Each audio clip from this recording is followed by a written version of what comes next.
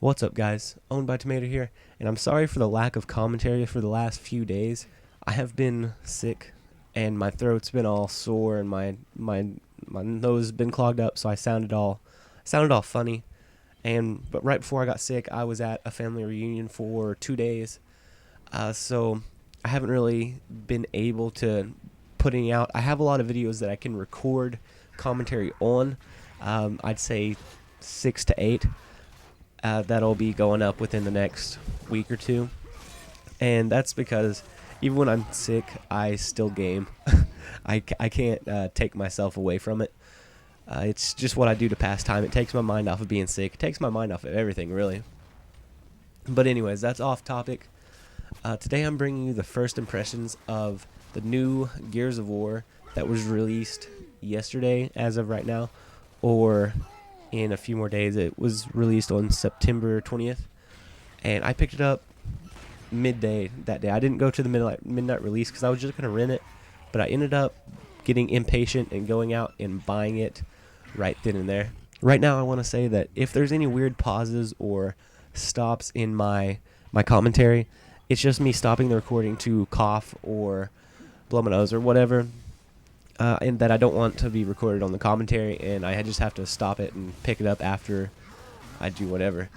So I'm going to try and cut it and make it sound as natural as possible, but if you do notice something little here and there, that's the reason. As far as first-person shooters go, I don't have a whole lot of experience outside of Call of Duty. I started with Call of Duty 4 as my very first-person shooter over 3 years ago, and I haven't ventured too far with any other shooters for very long. I have dabbled in games like Uncharted, Resistance, Battlefield, Medal of Honor, but not for more than a few days here and there. Nothing very lengthy, because I never found that the experience quite lived up to what I expected after being used to playing Call of Duty. And I know, you've never played Gears of War before. Are you kidding me? No, yeah, well, we'll let the flame wars begin right here. I've always been a PlayStation guy, and I have played some Call of Duty that accumulated to a few days playtime on Xbox when I was just trying to, diversify myself, I guess you could say. Other than that, I haven't really touched my Xbox other than to play Geometry Wars every now and then. So starting this game out, I was very intimidated as to how I was going to do. And granted, I was only in casual matchups. I didn't do too poorly. I took what I had seen from a professional Gears of War 2 matchup from a few years ago and played that way, stealthily, slowly, and strategically. My first impressions of this game were very good. I thoroughly enjoyed running to power weapons to pick them up and dominating the opposition, as well as the refreshing third-person view that brings an element that Call of Duty really can't reach. Yes, Modern Warfare 2 has third-person, but that's full of camping and big maps. At least the team deathmatch matchups that I've gotten on Gears have been relatively small maps that kept the action fairly up-paced. There's just something about running up behind someone and chainsawing their bodies that I just couldn't help smile at.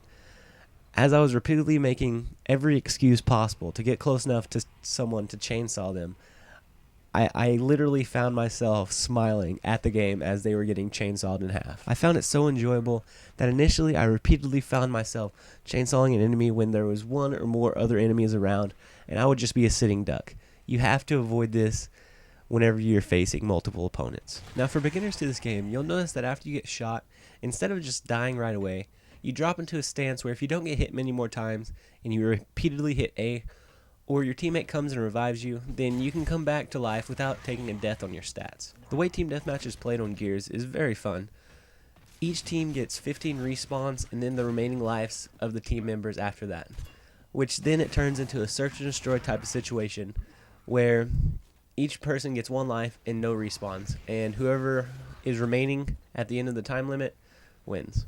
This is where the Team Deathmatch team tends to get kind of campy and very slow and extra strategic whenever they know that they're not going to respawn whenever they die. Now, as I'm sure I'm going to hear, you're a scrub, you didn't do insert thing I was unaware of here.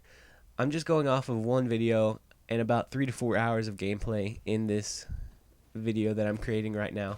I am far from advanced in the ways of Gears, but if I keep enjoying it as much as I am right now, then I might just start making my way there. This entire game is about having good cover and how you maneuver. I find myself always rolling from wall to wall or cover to cover, peeking around corners or cover to see if I can spot an enemy.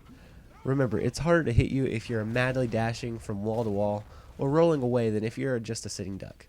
So if you feel you are down in a gunfight or are outnumbered, roll a good distance, recover, and get set up and ready for the opponents to come for you. If you see someone and you are already hidden where they don't see you, don't feel too campy for sitting and waiting for them to get closer to either be able to melee or chainsaw them, or even just get closer so that you have a clear enough shot where you know you're going to be able to pick them off and they're not going to be able to jump behind cover. After all, this game is mainly about tactics.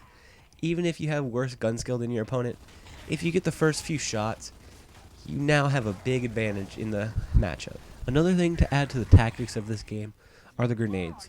You originally start out with a smoke grenade, but you can pick up other grenades such as frags or ink grenades. And how this adds to the tactics is you can hit the B button when you're near a wall and you will plant your grenade, whichever type it is, and it basically sits and waits as a trap for the enemy to run by and get blown up.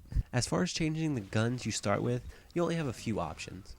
In the assault rifle category, the Lancer, which is a good mid-range gun, large clip, and quick reload time, and has my beloved chainsaw attachment to it. The Retro Lancer, which has a slower rate of fire, but more powerful than the plain Lancer.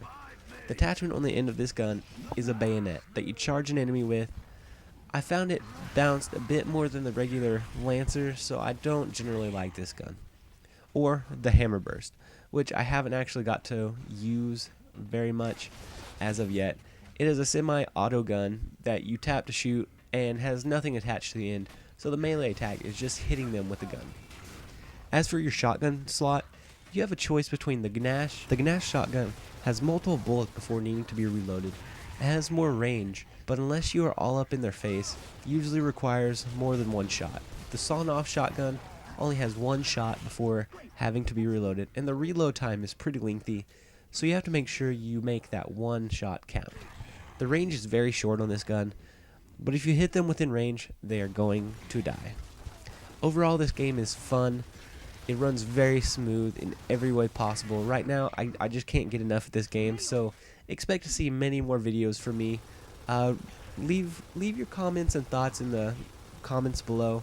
I'd really like to know what you guys think about this game. As I progress, I'll get more information for you guys, so you can expect my videos on this game to be informative, to say the least, and not just random commentaries.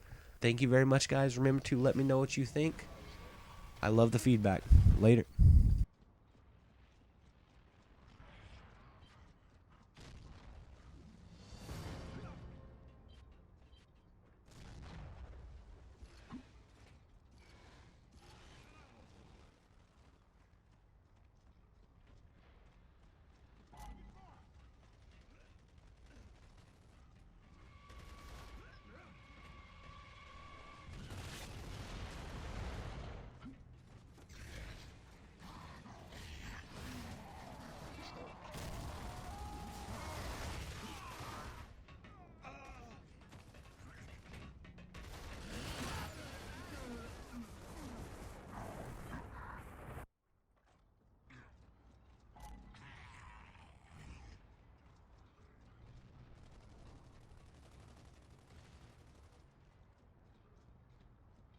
I'll take that.